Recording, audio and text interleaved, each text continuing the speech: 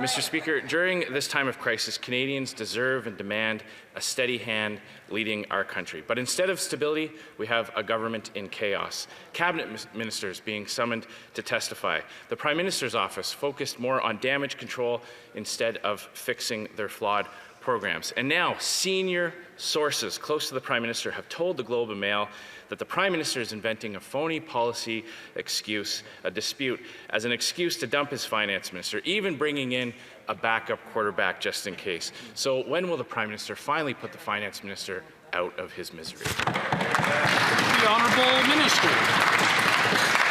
Mr. Speaker, I want to address the question by saying that we will continue to have our focus, as we have over the course of this pandemic, on Canadians, on the work that needs to be done. What we've done over the course of the last number of months by putting out the CERB, which has supported millions of Canadians, by not only putting in place the wage subsidy but extending it, has given support necessary to face this challenging time for Canadians. The Honourable Leader of the Opposition. Well, Mr. Speaker, it's not the first time the Prime Minister have told Canadians that the story in the Globe and Mail was false. Speaking of that scandal, Mr. Speaker, on March 31st of 2019, the Prime Minister's lawyer sent me a letter threatening to sue me for telling Canadians about his corruption. On April 10th, 2019, I stood outside the chamber and repeated every single thing I said, the sordid facts about the SNC-Lavalin scandal. Now, he didn't like that I was telling Canadians about how he politically interfered in a criminal court proceeding. And I was looking forward to being sued because then the Prime Minister would have to testify under oath and go through discovery. So, after next week, my calendar is wide open. Could the Prime Minister please tell me when I could expect to see him in court? The Honourable Minister.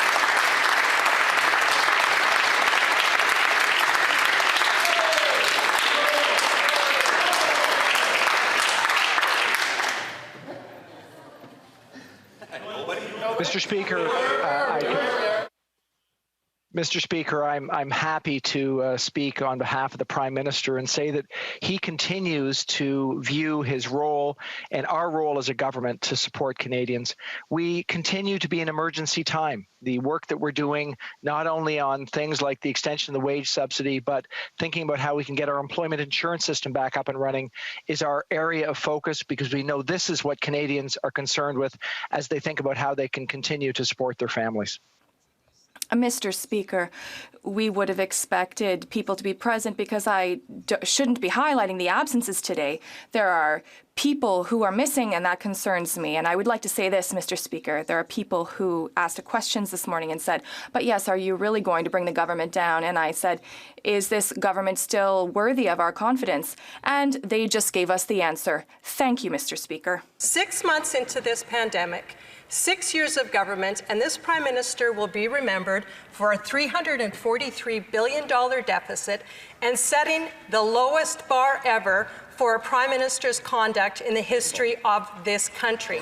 This Prime Minister inappropriately groped a woman. He wore blackface.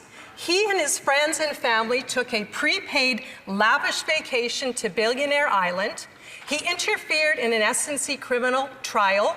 He then fired his Attorney General because she wouldn't go along with his cronyism. He has tried to give almost $1 billion to his friends at WE, who not only, we now know, have been campaigning for him, meeting with tens of thousands of young people, trying to get them to vote Liberal. But we've also found out WE has given the Prime Minister's family and friends, family especially, hundreds of thousands of dollars. And now we found out that the husband of the Prime Minister's Chief of Staff got a nice $83 million contract from the Prime Minister.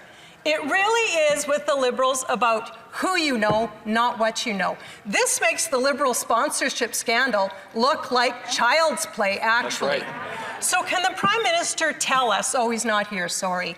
Can somebody on the side tell us why the Prime Minister thinks the rules do not apply to him?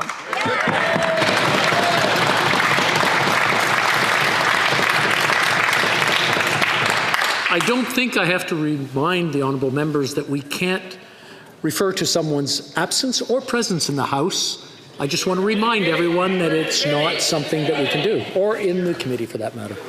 The Honourable Minister. Thank you, Mr. Speaker. Mr. Speaker, and it's been a while since I've had the opportunity to answer to the opposition House Leader, and I will remind her that we do have officers of Parliament, and we take the work that they do very seriously. They work independently of this place, and we have always assured that we will work and comply with their offices. I have a little bit dated numbers, but I think it's important, because we are in the midst of a pandemic, that Canadians be reminded. June 28th, these are the numbers. 8.16 million individuals helped by the Canada Emergency Response Business. The CEWS, the Canada Emergency Wage Subsidy, has supported over 3 million employees. Approximately 3.7 million families benefited from the CCB top-up of $300. That's a tax-free Canada benefit, which the Conservatives voted against. 12 million individuals and families received a special one-time payment through the GST credit. 1.4 billion to over 600,000 students through the CESB. 6.7 million seniors received the one-time tax-free payment of $300. 2.2 million Canadians of the 6.7 also received an additional $200. The list is long because right now, Mr. Speaker, our focus is on Canadians ensuring that they have money in their pockets so they have the supports that they need. The Conservatives continue to play their partisan politics. We will stay focused on Canadians.